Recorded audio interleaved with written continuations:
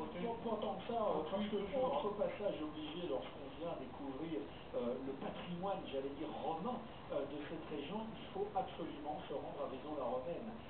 Vaison-la-Romaine qui était celte des Voconces, qui a été l'allié de Rome à partir du IIe siècle avant Jésus-Christ, ville posée sur les deux rives de l'Ouvèze où on découvre un riche patrimoine romain, roman également, dans la vieille ville.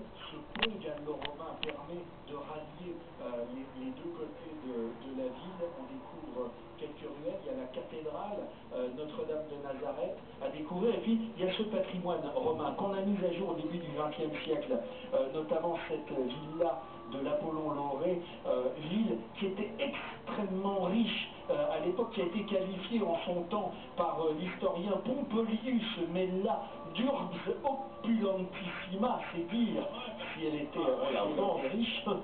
J'ai fait latin deuxième langue, et il y a un nombre de ruines, de maisons, de théâtres qui est moins bien conservé évidemment que celui d'Orange, mais qui vaut quand même le détour. Il y a un musée absolument remarquable, et c'est vrai que l'histoire de Vaison-la-Romaine est extrêmement riche. Elle a été siège épiscopal jusqu'en 1791, et deux conciles se sont tenus à Vaison-la-Romaine, dont le concile de 529 auquel on chante le Kyrie à la messe le dimanche, et puis au XIIe siècle, les comtes de Toulouse ont décidé de construire un château, et fort de ce patrimoine romain et roman, Vaison-la-Romaine est le troisième site le plus visité du département du Vaucluse.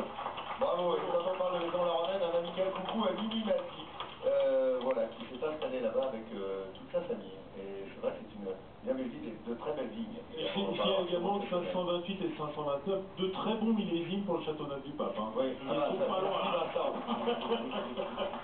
On trouve plus de bouteilles. Un peu d'idée, mais bon. C'est vrai qu'on n'est pas loin de cette bonne ville. Soulier, vous voulez rajouter oui, juste si vous voulez mieux connaître justement cette époque gallo-romaine qui est notre histoire, nous ici en Provence, allez au musée d'Orange, il y a une expo pour les enfants qui s'appelle Les Romains à petits pas, spécial jeune public, ça vient juste de commencer depuis 2 jours. Voilà. Merci beaucoup Soulier, c'est ça d'avoir un spécialiste du magazine de France 3 pendant sa Côte d'Azur. Il sait tout comme vous saurez tout d'ici la fin de la semaine sur ce Vaucluse et cette bonne ville d'Orange. Nathalie Simon, quand elle est là, fait des rencontres forcément, et c'est toujours intéressant quand Nathalie fait des rencontres. Regardez, suivez-la, c'est tout de suite.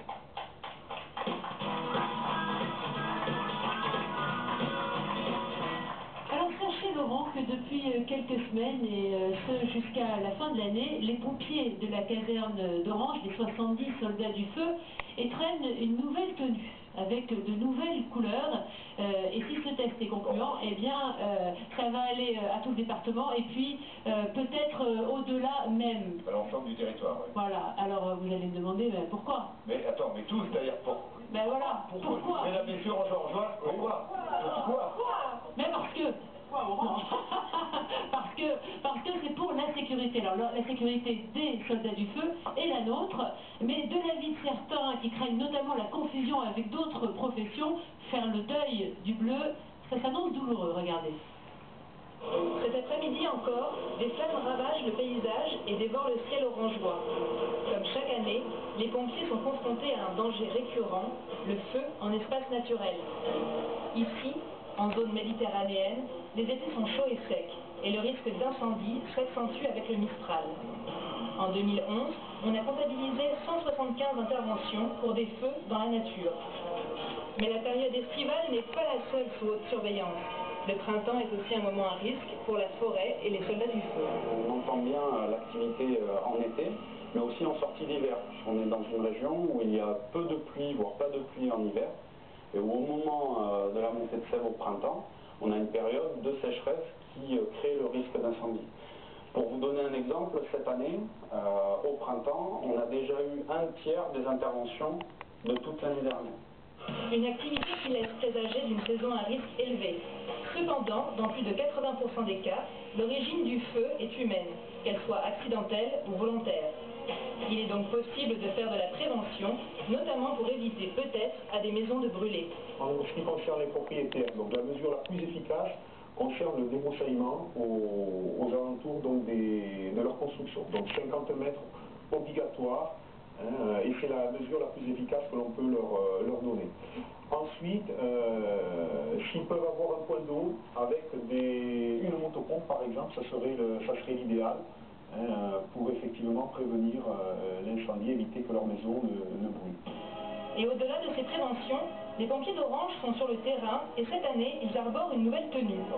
Ils ont l'opportunité de tester ces prototypes Orange dans le cadre de divers théâtres d'action. C'est intéressant parce que ça permet de tester sur un panel de personnel pendant une durée d'1 an. Donc ça permettra d'avoir de vrais retours du terrain sur le port de la tenue.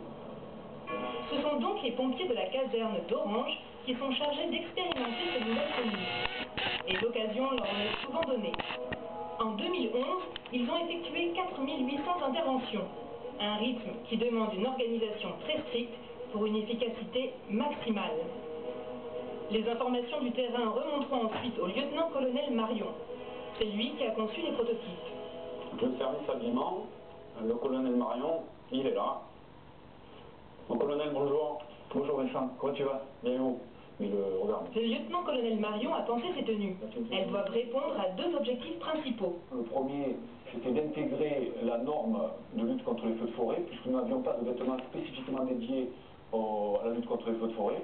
Donc aujourd'hui c'est le cas. Et d'intégration de la haute visibilité, puisque chaque fois que nous sommes amenés à intervenir sur la voie publique, et c'est dans plus de la moitié des cas c'est effectif, nous devons être dotés de vêtements de haute visibilité. Grâce au retour des pompiers de terrain, les prototypes expérimentaux pourront évoluer si nécessaire. Mais étrangement, le premier point soulevé par le capitaine se porte plus sur une question de tradition vestimentaire. Le premier sentiment, quand on a été en dotation, c'est l'aspect de couleur qui change, puisque on était sur du bleu marine, on amène de la couleur, il y a une appartenance au corps, on était attaché à la couleur, à la représentation, donc il faudra voir aussi comment évolue ce sentiment par rapport à la couleur. Et cette nouvelle couleur va être mise à l'épreuve. De retour à la caserne, place aux démonstrations de force.